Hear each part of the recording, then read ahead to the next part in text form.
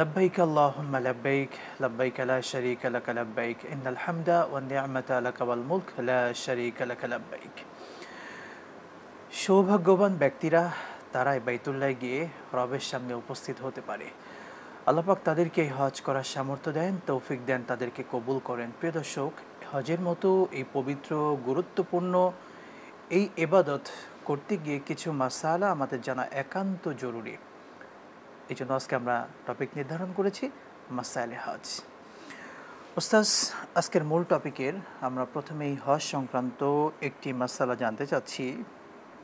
বিশেষ করে একজন ভাই তিনি প্রশ্ন রেখেছেন, হজ করার জন্য জমানো টাকা রেখেই আমার আব্বা তিনি মারা গেছেন, টাকা ব্যাংকে জমা রেখেছিলেন, সেই টাকা দিয়ে আমি এখন কি করব? আলহামদুলিল্লাহ রাব্বিল আলামিন ওয়াল আকিবাতু লিল মুত্তাকিন ওয়াসসালাতু ওয়াসসালামু আলা সাইয়্যিদিল মুরসালিন ওয়া আলা আলিহি ওয়া আসহাবিহি আজমাইন, আম্মা বাদ, ফাআউযু বিল্লাহি মিনাশ শাইতানির রাজিম। বিসমিল্লাহির রহমানির রহিম। ওয়ালিল্লাহি আলান নাসি হিজ্জুল বাইতি মান ইসতাতা ইলাইহি সাবিলা। ওয়া ক্বালা রাসূলুল্লাহি সাল্লাল্লাহু আলাইহি ওয়াসাল্লাম, বুনিয়াল ইসলামু আলা খামস, শাহাদাতি আল্লা ইলাহা ইল্লাল্লাহ ওয়া ইকামিস সালাত ওয়া ইতাইজ যাকাত ওয়া সাওমি রমাদান ওয়াল হজ ইলা বাইতিল্লাহি মান ইসতাতা ইলাইহি সাবিলা। আমরা অত্যন্ত গুরুত্বপূর্ণ একটি বিষয় নিয়ে আজকে উপস্থিত হয়েছি। তার মধ্যে ইসলামের 5টি স্তম্ভের মধ্যে সেই গুরুত্বপূর্ণ বিষয়টি হচ্ছে হজ।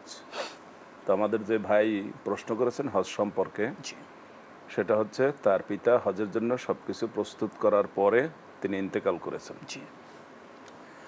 তাতে তার জন্য হজ ফরজ হয়েছিল, তিনি হজটা করতে পারেননি।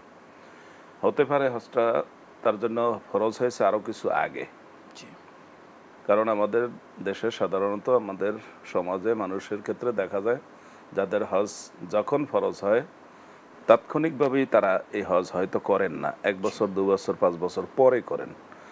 অর্থাৎ বেশিরভাগই আমরা লক্ষ্য করি যে জীবনের শেষ দিকে হজ করার অনেকে চেষ্টা করেন, কিন্তু জীবনের শেষ কোন দিন এটা কিন্তু আমাদের জানা নেই।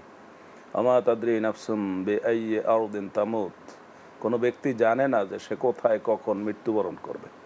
সুতরাং যখনই হজ ফরজ হয় তখনই হজ করা দরকার। তো এই ক্ষেত্রে তার হজটা করা হয়নি। তো তার পিতা যদি বলে থাকেন অথবা নাও বলে থাকেন, তার জমানো টাকা থেকে তার জন্য বদলি হজ করতে হবে, যেহেতু তার জন্য হজ ফরজ হয়েছিল।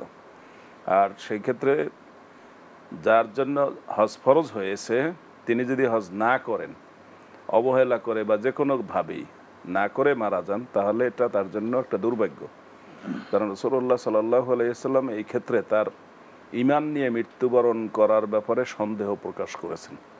তিনি বলেছেন, যার জন্য হজ ফরজ হয়েছে সে যদি হজ না করে থাকে, ফালাইসা লিল্লাহি হাজাতুন ফি আইয়াদা আইয়ামুতা ইয়াহুদিয়ান ওয়ালা নাসরানিয়ান, যে তার জন্য হজ ফরজ হয়েছে কিন্তু সে হজ না করে যদি মারা যায়, সে কি ইহুদি হয়ে মৃত্যুবরণ করলো নাকি সে খ্রিস্টান হয়ে মৃত্যুবরণ করলো, সেই ক্ষেত্রে আল্লাহর কিছু যায় আসে না। তাহলে এখন আমাদের ভাইয়ের জন্য পরামর্শ হলো বাবার জমানো সেই টাকা দিয়ে বদলি হজ বাবার পক্ষ থেকে আদায় করে দেবেন। তার বাবার পক্ষে বদলি হজ করবেন। বদলি হজ করার ক্ষেত্রে 2টা অপশন। একটা অপশন হচ্ছে যিনি আগে হজ করেছেন তিনি বদলি হজ করবেন, আর আরেকটা অপশন হচ্ছে বিশেষ করে মহিলাদের ক্ষেত্রে বলা হয়েছিল। রাসূলুল্লাহ সাল্লাল্লাহু আলাইহি ওয়াসাল্লাম এক মহিলার প্রশ্নের উত্তরে বলছিলেন যে তার বাবার হজ সে করে, কিন্তু তাকে জিজ্ঞাসা করেননি যে তুমি কি হজ করেছো কিনা। তার বিপরীতে আরেকজনকে জিজ্ঞাসা করা হয়েছিল, সে বলছিল লাব্বাইক মিন শুবরুমা, মানে তার যে কোনো একজন ভাই জ্ঞাতি শুবরুমার পক্ষে সে লাব্বাইক বলতেছিল। রাসূলুল্লাহ সাল্লাল্লাহু আলাইহি ওয়াসাল্লাম তাকে জিজ্ঞাসা করছেন যে তুমি কি হজ করেছো? সে বলছে না, আমি হজ করিনি। রাসূলুল্লাহ সাল্লাল্লাহু আলাইহি ওয়াসাল্লাম তখন তাকে বলছেন হুজ্জা আন নাফসিক, তুমি তোমার নিজের হজটা আগে করো, তারপরে করো, বদলি হজ করো পরে।